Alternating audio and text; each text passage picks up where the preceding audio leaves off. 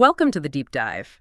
Today, we're tackling something really tough, a difficult and sensitive topic. It shines a pretty harsh light on, human despair, especially when it plays out so publicly. We're doing a deep dive into the Madbury family incident, New Hampshire.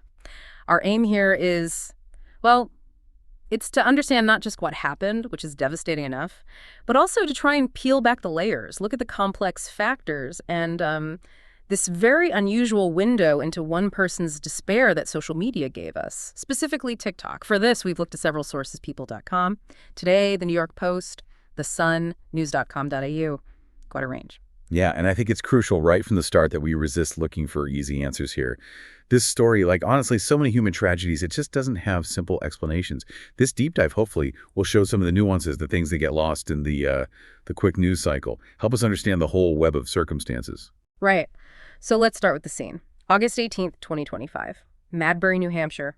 Seemed like a quiet town. But what happened there? It's almost impossible to comprehend. Emily Long, 34 years old. She fatally shot her husband, Ryan Long, who was 48. And their two older children, Parker, just 8, and Ryan, who was 6. After that, she took her own life. But there's this one detail from the scene, a bit of hope maybe. A 3-year-old toddler was found, alive, unharmed. That child is now with relatives, thankfully. Thank goodness for that. And the autopsy findings later, well, they confirm the grim facts. The children, single gunshot each to the head. Their father, multiple gunshots. And Emily, a single self-inflicted shot. And those stark details are exactly why the New Hampshire Attorney General's office warned against, jumping to conclusions about a single motive. They pointed out that it was likely a combination of things. Severe financial stress, maybe. Health issues. Their investigation is still ongoing, which makes sense. And that perspective is really important for you listening because it highlights that these things are rarely just one cause. It's usually a complex mix of struggles. Okay, yeah. So let's shift to what makes this case stand out so much. Emily's use of TikTok, it really gives us this unprecedented, sometimes chilling look into her final months. It does. She used her account basically a public diary, putting out there her raw, unfiltered feelings, the turmoil. She talked about feeling lonely, anxious, guilt, just being completely overwhelmed. Just a note under, yeah. In the context behind all this, she was facing the prospect of being a single mother. Her husband, Ryan, was battling terminal glioblastoma. That's a really aggressive brain cancer. Absolutely devastating. And glioblastoma, it's important for people to understand, it's not just the physical toll. The way it progresses, it often causes huge cognitive changes, personality shifts, which puts this unbelievable isolating burden on the caregiver. It goes way beyond just physical care. It can lead to what some call caregiver poverty, not just money, but emotional, spiritual depletion. So it raises this really big question, doesn't it? What does it mean when someone's deepest despair becomes, well, a public confession, maybe even a plea on TikTok, a platform usually for, entertainment? And it seems like she did plead for help, quite directly, actually. But it just didn't translate into action. Just weeks before everything happened, she posted about needing therapy badly.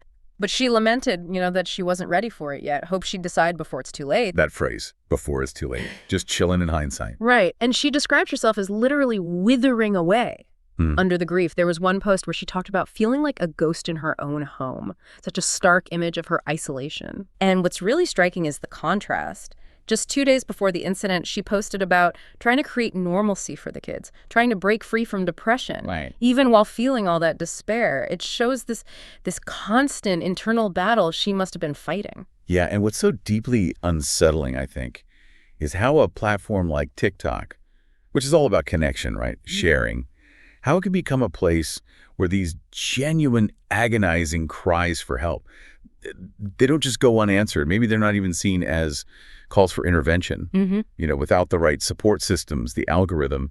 It's built for likes, for engagement, not necessarily for crisis response. It kind of creates these public-private spaces. Distress is broadcast, but can lead to this sort of digital bystander effect instead of actual help. And the impact on the community, Madbury, must have been immense. Oh, absolutely. Such a shock to a small town, making them face these hidden struggles. Neighbors apparently described the family as, involved, caring. They were just rocked by it all. Understandably. And we heard, didn't we, that some neighbors had actually seen Emily's posts.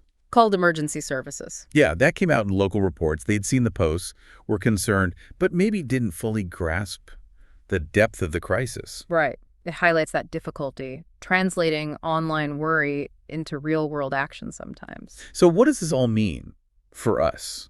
Watching this world where mental health struggles are increasingly out there online. Well, like the authorities keep saying, these tragedies, they rarely have one single cause. It's almost always this complex mix. Emotional pressures, money problems, health crises, all tangled together. Emily, using TikTok, definitely gave us this very raw, very public view of her suffering. And it highlights this growing trend, right? People using social media to talk about mental health, sometimes seeking connection when maybe other ways feel blocked. But you can't deny this case feels like a missed opportunity, a chance for intervention that didn't happen despite these incredibly public pleas. Yeah. The whole Madbury story, it's just a profound tragedy, a really sobering reminder of how much suffering can build up behind closed doors or even, behind a screen. We've talked about the incident itself, Emily's very public struggle with grief, with her husband's illness, and how revealing her TikToks were, ultimately tragically revealing. It really underscores this urgent need, doesn't it, to understand how mental health, personal struggles, and these signals of distress, how they all interact in our very public, very digital lives now. And for you listening, it really raises a critical question, I think. In a world where personal anguish is shared so openly online, where those lines between public and private just keep getting blurrier, how do we as individuals, as a society, how do we get better at recognizing those digital cries for help? And what's our collective responsibility, really, to respond effectively before it actually is too late?